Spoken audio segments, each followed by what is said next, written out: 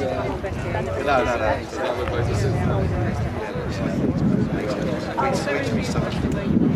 So no, it's yeah.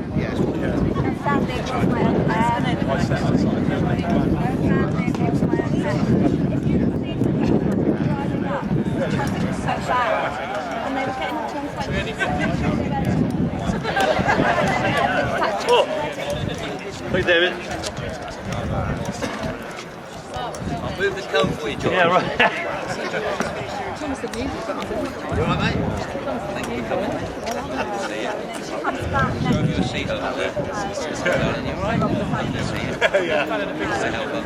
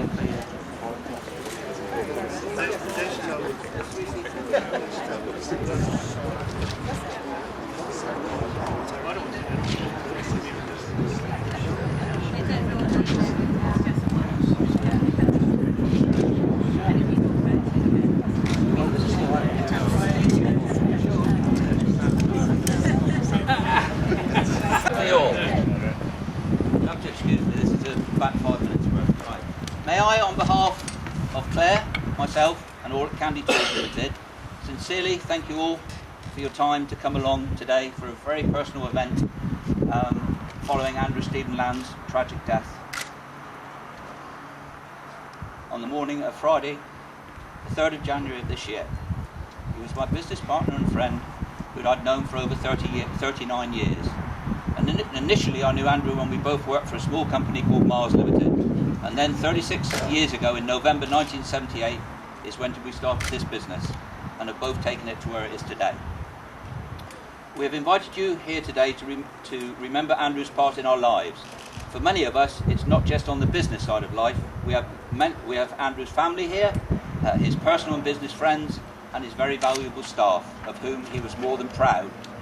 Of these two units, the one across the road was built for us in 2001 and we moved into it in December of that year. The unit behind us that we are here today to dedicate to Andrew was completed in April 2012. Andrew was very proud of what we've both achieved and now he is not here.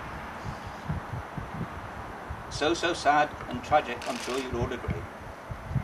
We are also here today to hand over all the money that was raised for Andrew's loved charities, namely prostate cancer, Macmillan Cancer Support and Devon Air Ambulance. We collected an amazing £17,220.85 in numerous ways, and I'm sure most of you know. And we will hand this money over shortly to the charities that are kindly with us today, sat down there. And then Claire will unveil the plaque behind me to dedicate this unit to Andrew, of which is now to be known as the West Wing. But before we do this, may I firstly ask all of you that are here today to join us down at the Half Moon Inn in Cliff St Mary, where Andrew and I often frequented business, discussing our business and holding our board meetings as required by HSBC. We would like to invite you all to drink a toast to Andrew's life and all of your personal memories of him. We have also laid on some snacks for you, those that are peckish, and have hired a minibus, which is parked over there, to get you down and back from the pub, as the parking in the village is very limited. Please, you're very welcome to leave your cars here, they're very safe. Also, if you'd like to have a look around the West Wing behind me before we set off, you're more than welcome, and our staff will willingly give you a guided tour. But before all of this, may I just mention a few of our guests that are here. Apologies in advance if I don't mention everyone personally, but Andrew wished me to pick out a few of you for a very special mention, and a couple of stories may well involve.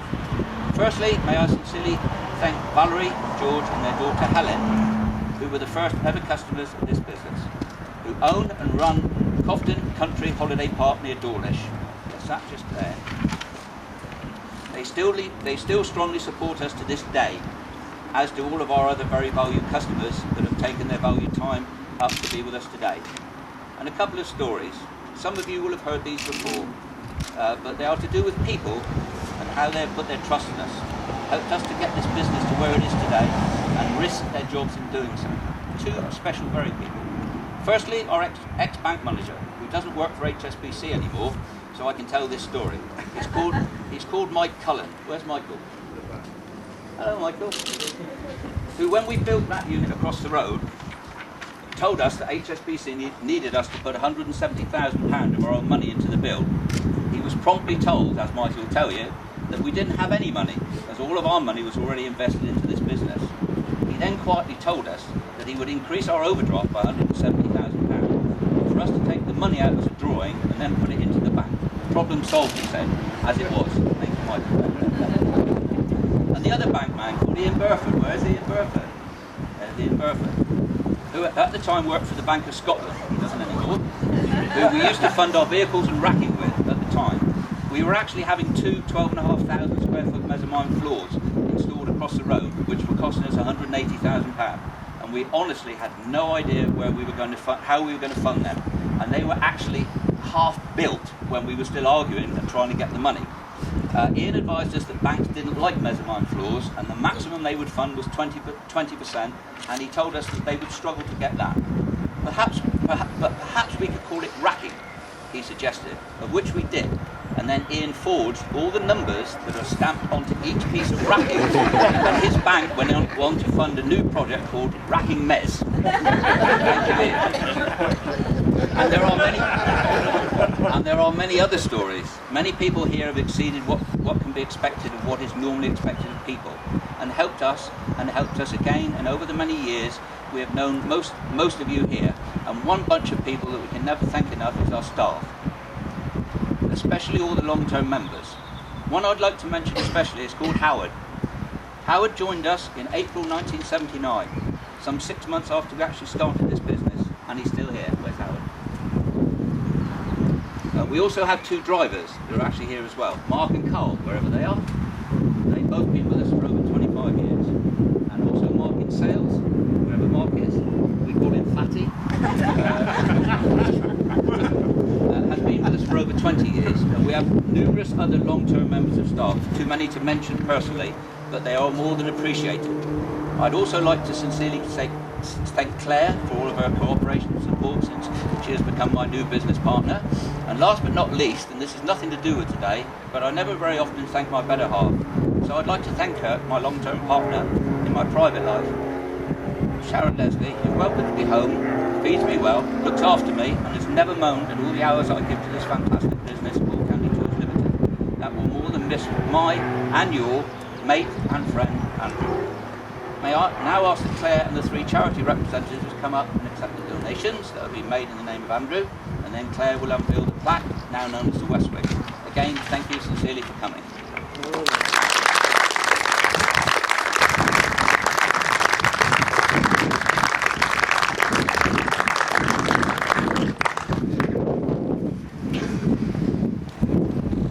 Prostate cancer.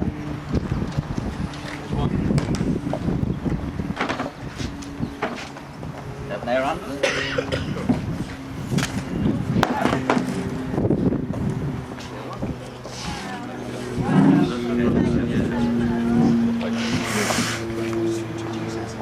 Yeah, you can do. You can speak, say anything you like. They may give you some more money. My name's Peter Wesley. I'm a volunteer for Prostate Cancer UK. I actually had prostate cancer, so this money is being donated to Prostate Cancer UK possibly will help me in the future. And lots of other men who actually have prostate cancer or in future might actually be diagnosed. I'd like to thank very much for this donation to prostate cancer.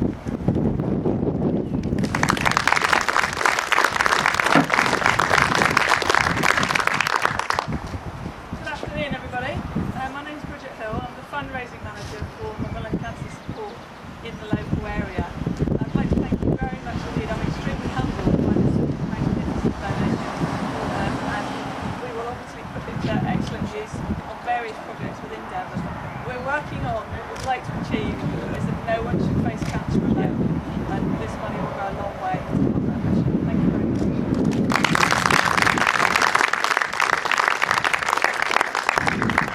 Hi everyone, my name's Rosie. I work for the Devon Air Ambulance Trust.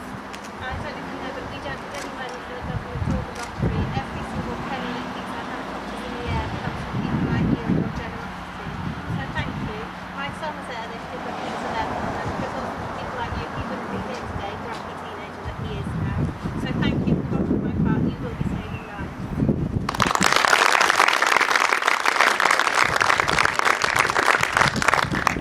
Right, we'd now like to ask Claire to unveil the flags. It's semi-unveiling itself, but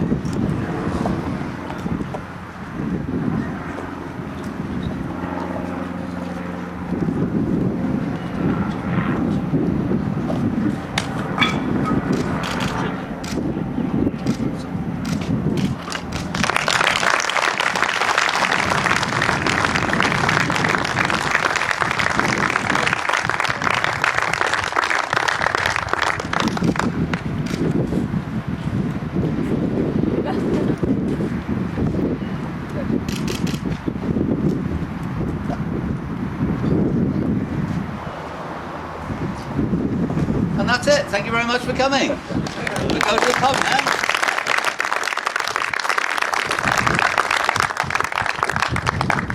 Right, could the boys do what you know to do now? Get the staff down to the pub, please. If anybody would like to have a look around the unit inside, you'd be more than welcome.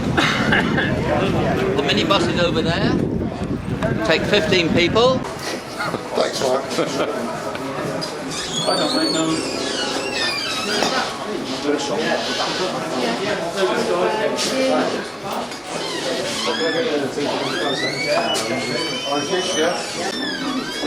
Hello, Jane. I'm sorry.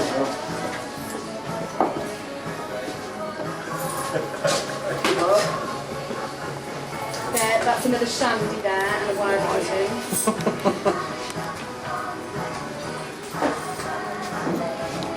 So we can put that it's Jake's mysterious grandchild. And you just can't do it to your son, though. A lager and a lager top. Thank you. I'll pay you for this. I'll put you on the table.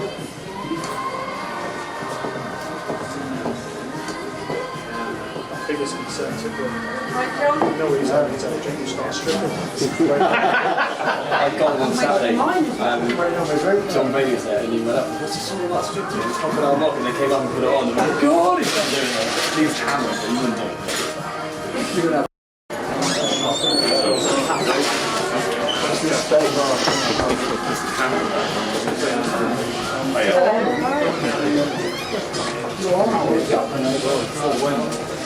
The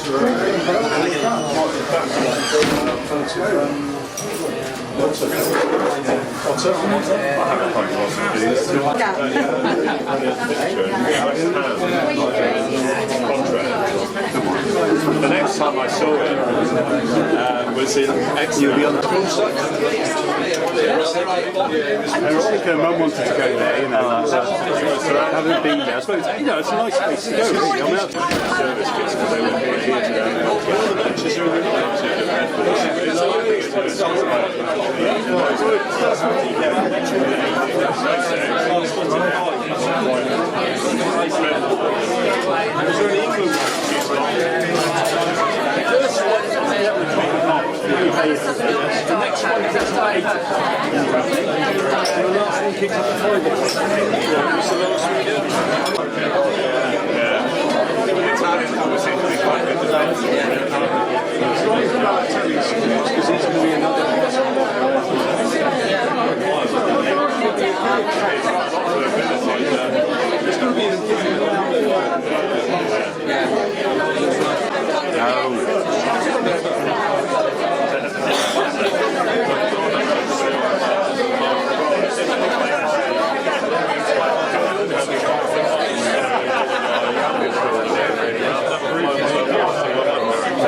Well,